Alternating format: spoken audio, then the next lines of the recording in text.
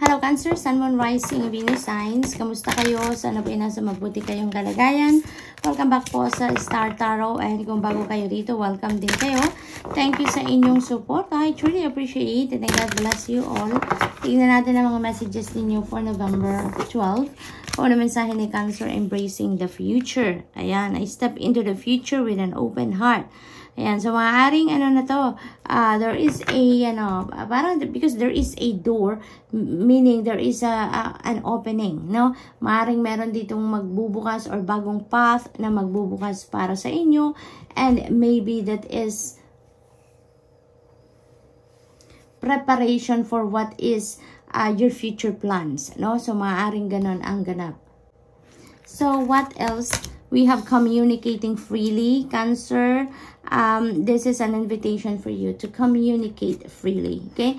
The communicating freely at this time is very important. Yun ang pinakamahalaga ninyong gawin. Yun ang pinaka-importante para sa inyo sa ngayon, ano? Makipag-communicate kayo ng malaya, mag-communicate kayo or malaya ninyong i-communicate kung ano man ang mga nasa isip ninyo, kung ano man ang mga nasa damdamin ninyo, no? Napakahalaga na i-express ninyo kung ano yung gusto ninyong i-express nang sa gayon, maging maayos ang lahat, 'di ba?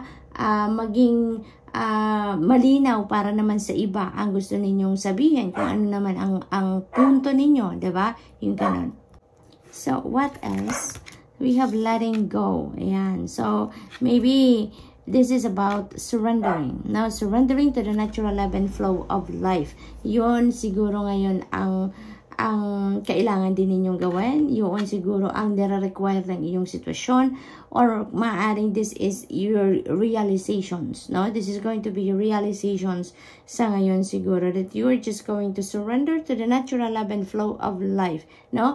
Maaari kasi na nakakaramdam kayo dito na kahit anong pilit ninyo, kahit anong insist ninyo sa mga gusto ninyong mangyari sa buhay ninyo, maybe it's not happening, no? Maybe it's not coming to fruition. Kaya maybe there is going to be some realization for you ngayon na might as well, no? Mag-ano na lang kayo, surrender na lang kayo sa Panginoon, mag-surrender na lang kayo sa Divine Universe. Because maybe you are going to realize na it's not your control, no? It's not under your control ang sitwasyon, no? At siguro maaaring may maisip din kayo dito or maisip na ninyo na kapag nagsusurrender tayo sa Divine Universe, mas magiging maganda ang nagiging resulta, 'di ba? Mas nagiging maayos ang lahat, mas nagiging smooth sailing kumbaga ang takbo ng buhay. So, we have rising above. Ayan, I see only beauty and grace. Ayan. So, looks like may mga problema, challenges sa buhay dito na maaring malampasan na ninyo, no? You are going to rise above your situation sa ngayon at magiging masaya kayo, magiging victorious kasi kayo ngayon, ano? Yun ang napipick up ko dito. So, this is really beautiful. Maaari din naman na ang iba sa inyo, you know, you have that purity of the heart, no, Cancer? Lagi ninyong tinitignan ang mga bagay, sitwasyon, siguro, mga tao, no, in the eyes of love. Yung hindi ninyo napapansin kung ano ang mali, hindi ninyo pinapansin kung ano ang hindi maganda, hindi ninyo pinapansin kung ano yung mga flaws ng mga tao, sitwasyon, or mga bagay, no? But instead, you are choosing to look at them in the eyes of love, no? Yung ganon. Kaya, very pure siguro ang puso ninyo, Cancer, no? Kaya ganon kayo. And with that, you know, talagang bibiyayaan din kayo ng Panginoon. Bibiyayaan kayo ng Divine Universe dito because malinis, no, ang iyong puso. Kaya kung ano man ang problema ninyo, kung ano man ang mga challenges na pinagdadaanan ninyo, sinusuportahan agad kayo, tinutulungan agad kayo. And with that, no, dito sa puntong ito ng buhay ninyo, you are going to manage to rise above your situation, no? So what else? Umiiyak yung aso dito sa kapitbahay namin. Ang aga-aga pa, no? It is only 4:30 in the morning, Cancer. Pero yung may aso dito sa katabi namin. Sobrang lapit na dito sa may fence namin. Kaya, yan, dinig na dinig. So, we have being in the flow. Ayan. So, I am in the flow of the universe.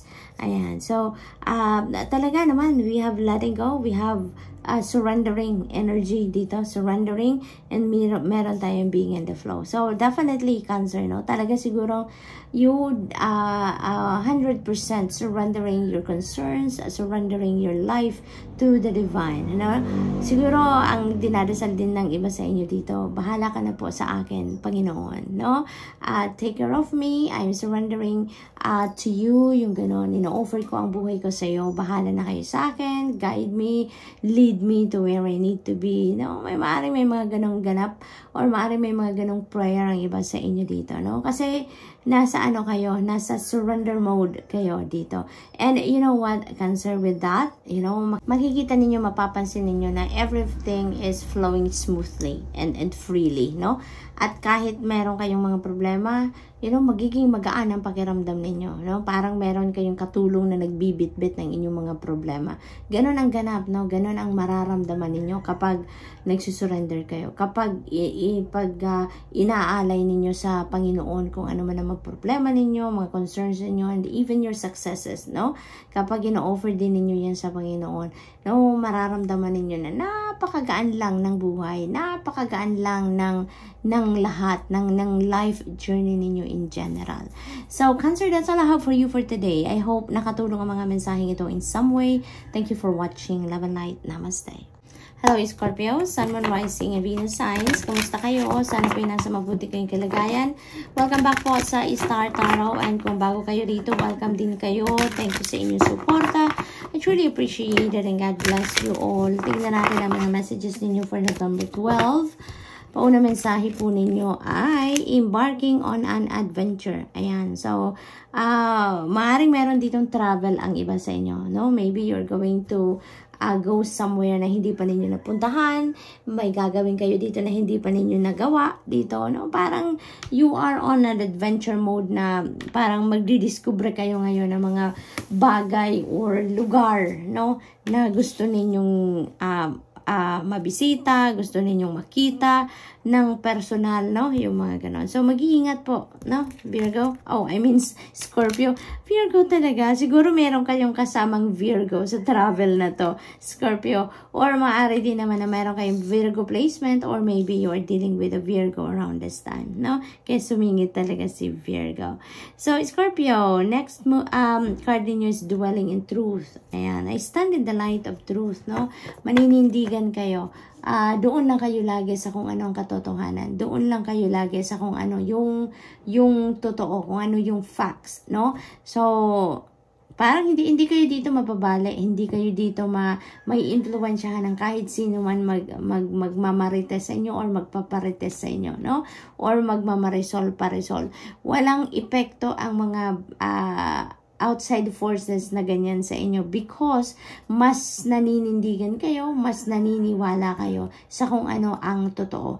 At alam nyo kung ano ang totoo. Kaya doon talaga kayo kakapit dito. Hindi kayo dito i-influensyahan ng iba. No? So that's really good. That's really good. So what else we have? Listening with your heart. Ayan. So lakas talaga ng inyong intuition, Scorpio. Sa lahat naman ng sign, lagi ko naman itong sinasabi, na kayo talaga yung may makapangyarihan, no? Ang inyong psychic abilities, ang inyong intuitive abilities. Kayo yung may pinakamalakas na radar. Kaya, dito din, ano, you are listening with your heart, no? Ang daming downloads siguro na parating uli sa inyo dito, Scorpio. Guidance ito para sa inyo, no? On how you're going to, navigate your situation sa ngayon. Ano man ang inyong sitwasyon, ano man ang inyong gagawin, ano man ang inyong endeavor, rest assured that you are divinely guided. No? At ngayon, you are going to be listening with your heart. Talagang alam ninyo, ramdam ninyo na meron kayong gabay, meron kayong downloads, and you're going to do anything and everything in your power, no, para ma-access ninyo yan. And yun na nga, makikinig kayo sa inyong intuition through your heart, no? So, talagang may pagre-reflection mode dito, may pagsusolitude dito. So, that's really good, Scorpio. Kasi, lagi kang, it feels like to me, no, sa mga mensaheng ito sa ngayon, parang laging balance sa inyo ang equation, laging kumpleto ang equation sa inyo dito. Lagi ninyong ginagawa ang parte ninyo. Kasi maaaring nagdadasal talaga kayo, humihingi kayo ng gabay, humihingi kayo ng enlightenment, ng clarity about the situation. So, nagdadasal kayo, alam ninyo, no, na nasasagutin kayo. Alam ninyo na may gabay kayong marireceive. Kaya, gagawin din ninyo ang parte ninyo para mapakinggan ninyo ang sagot sa inyo ng Divine Universe. So, that's really beautiful, no? So, what else? We have cultivating prosperity. The abundance of the universe is pouring into my life. Ayan. So, napakaganda. Magiging prosperous and abundant kayo around this time, Scorpio. Maraming biyaya, pangkaperahan, or magiging source ng iyong kaperahan ang parating sa inyo sa ngayon, no? You are blessed, no? Financially dito, maaring may mga financial blessing talaga ito na parating, or maybe this is financial opportunities na parating that is going to bring forth financial success, prosperity, and abundance into your life, no? So, maaring yung ano na to, yung mga messages na to na mapapakinggan ninyo, maybe that is going to guide you to where you are, where you need to go para nang sa gayon maano ninyo to, makuha ninyo or ma-embrace ninyo ang prosperity and abundance opportunity na to, no? What else? We have making a difference. Ayan. So, for most of you, Scorpio, maaring ito na ang inyong ginagawa, no? You are already doing things for other people, to help people to make a difference in their lives, no? So, maaring ginagawa nyo na yan. Maaring you are very compassionate talaga, very loving, very helpful, very generous, no? Kaya you are helping people, no, in any way you can dito, and hindi nyo lang alam, no, na ang laking tulong, ang laking biyaya din yan, blessing din yan para sa ibang tao, no? So, you're definitely making a difference in the lives of many dito. Yun na napipick up, Scorpio. Or maaari din naman, Scorpio, na this is a calling for you. Maaring this is your mission in life sa ngayon, no? To do something, no, to help people make a difference in their lives. Maaring ito yung inyong mission. Maaring ito yung panawagan sa inyo, no, na gamitin ninyo ang inyong talents, skills, and gifts so that you can help other people, you can touch other people's lives, and you can create, no, something different, no? You can create a positive or a beautiful change in the lives of many. So, good luck, Scorpio, and that's all I have for you for today. I hope nakatulong ang mga mensaheng ito in some way. Thank you for watching. Love and light. Namaste. Hello, Pisces, Sun, Moon, Rising, Venus signs. Kamusta po kayo? Sana po nasa mabuti kayong kalagayan. Welcome back po sa Star Tarot. Kung bago kayo dito, welcome na welcome din po kayo. Thank you sa inyong support. I truly appreciate it and God bless you all. Tignan natin ang mga messages ninyo for November 12. O naman sahi kay Pisces, cherishing self. Ayan, I accept and love myself. That's beautiful, Pisces. Napakaganda nito kasi when you are cherishing yourself, when you are pampering yourself, no, parang nahahappy dyan ang soul ninyo, nahahappy yung spirit ninyo. That way, when you are showing love for yourself, you are feeding your soul, you're feeding your spirit dito, no? Magiging masaya siya. Kaya, maari din ang iba sa inyo dito, Pisces. This is a calling for you, no? To love yourself naman, to show love for yourself. Ipamper nyo naman ang sarili ninyo because you also deserve it, Pisces. Napakasipag din ninyo, napakatyaga din ninyo, nagsisikap din kayo sa buhay, nagtatrabaho kayo, busy kayo, no? Kaya paminsan, no, isingit nyo naman ang pag-aano sa sarili ninyo, pag sa self-care, no? Because that is one manifestation of loving yourself, yung nagsa-self-care kayo. So, ito rin, no, you deserve, no, to be pampered, no? Kaya gawin niyo yan para sa sarili din ninyo, Pisces, okay? We have cultivating prosperity, napakaganda. This is prosperity and abundance, financial success, no, coming in sa buhay ninyo. No, this is the time na marireceive nyo na ang blessing din ng Panginoon in terms of your money, career, finances, no? Maaaring may mga financial opportunity dito or financial blessings na dadating sa buhay ninyo, Pisces. So, magiging masayang-masaya talaga kayo dito, no? You're going to be high vibe sa ngayon. At you deserve it, no? You deserve it. I-enjoy ninyo yan. That is a huge blessing from the divine. Rising above, ayan, I see only beauty and grace. Ayan, Pisces. Ang iba sa inyo dito, if you are experiencing some difficulties sa buhay ninyo, no? So, anumang area ng buhay ninyo yan, you are rising above that. You are rising above your situation. Parang you are rising dito sa lahat ng kung ano man ang pinagdadaanan ninyong hindi masyadong favorable sa inyo, hindi masyadong maganda, no?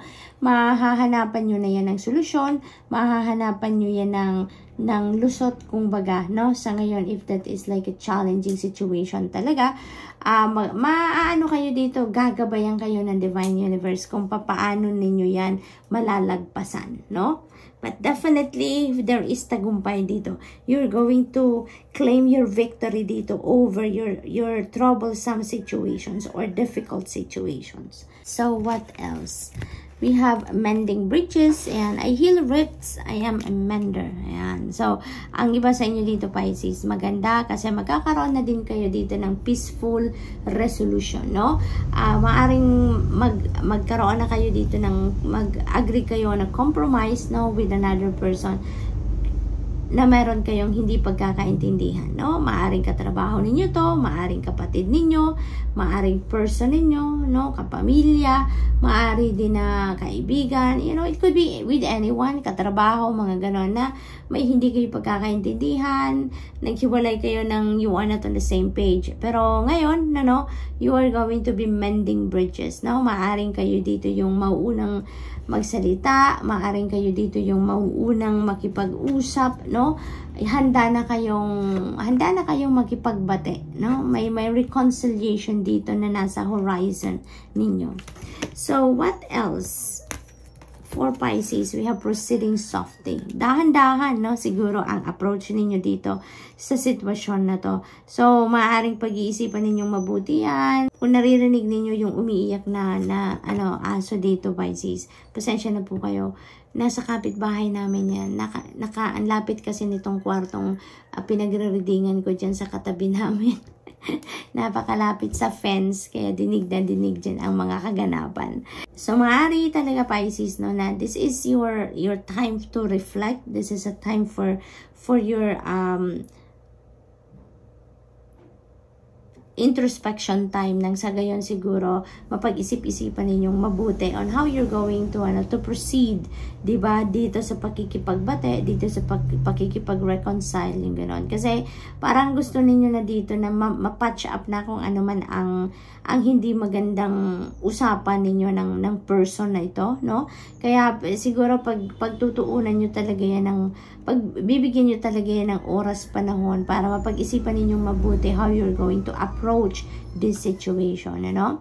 So, Pisces, that's all I have for you for today. I hope nakatulong ang mga mensahe ito in some way. Thank you for watching. Love and light. Namaste.